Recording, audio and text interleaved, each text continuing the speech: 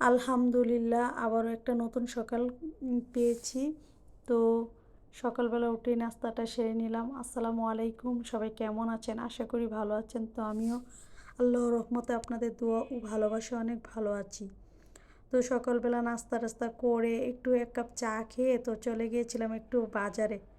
তো যেহেতু হাজবেন্ড বাইরে থাকে, বাজার তো আমাকেই করতে হয়। তো বাজারে গিয়েছিলাম, বাজারে গিয়ে 4-5 ধরনের মাছ নিয়ে আসলাম। তো মাছ নিয়ে এসে দেখি প্রায় 12টার উপরে বেজে গেছে। তো কি করব, রান্না তো করে নিই। তো এখন মাছ কাটতে কাটতে অনেক সময় নেবে। কিছু মাছ কেটে এনেছি, কিছু মাছ কাটার বাকি, আবার সবগুলো ধুতে হবে, মানে সময় খুব অল্প ছিল। তার জন্য দেখি মাছ কেটে ধুয়ে পরিষ্কার করে প্রায় 2:30-3টা বেজে গেছে। তো তার জন্য চট করে দেখি ফ্রিজে কয়টা শিম ছিল। তো শিম আলুগুলাকে আমি একটু সিদ্ধ করে নিয়েছি। নিয়ে ছেলেমেয়ের জন্য, ভাগ্য ভালো ছেলেমেয়েকে ডিম টিম ভাজি করে দিয়েছি। আর আমি শিমগুলাকে সিদ্ধ করে একদম ভেজে নিয়েছি একটি আলাদা খোলাই। এগুলো আর দেখায়নি, মানে সময় শর্ট ছিল তো তার জন্য। তো পেঁয়াজ, রসুন, কাঁচামরিচ, শুকনো মরিচ সবগুলোকে ভেজে তারপর ওই তেলেই আমি সরিষার তেল দিয়ে শিমগুলোকেও ভেজে নিয়েছি। সবগুলোকে আমি সরিষার তেল দিয়ে ভেজেছি।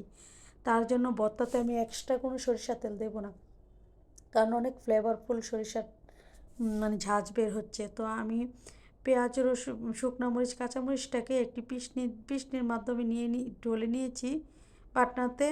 ডলে এখন বাকিগুলোকে আমি হাত দিয়ে চটকে নিচ্ছিলাম। পেঁয়াজ, রসুন, কাঁচামরিচ, শুকনো মরিচ, লবণ, তারপর শিম আলুগুলোকে ভালোভাবে চটকে একটা ভর্তা বানিয়ে নিলাম।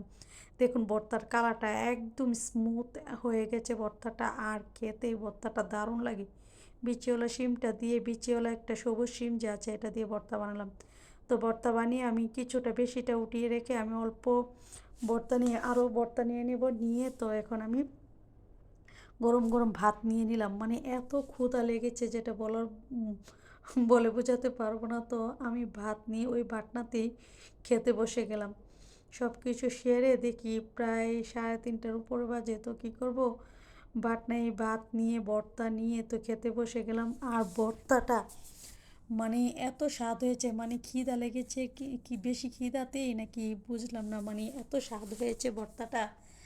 তো আর ছেলে মেয়েকে ডিম ভাজি দিয়ে, ডাল ছিল তো দিয়ে এদেরকে খাইয়ে দিয়ে খাওয়াতে দিয়ে দিলাম। দিয়ে আমিও বসে পড়লাম ভর্তা বানিয়ে।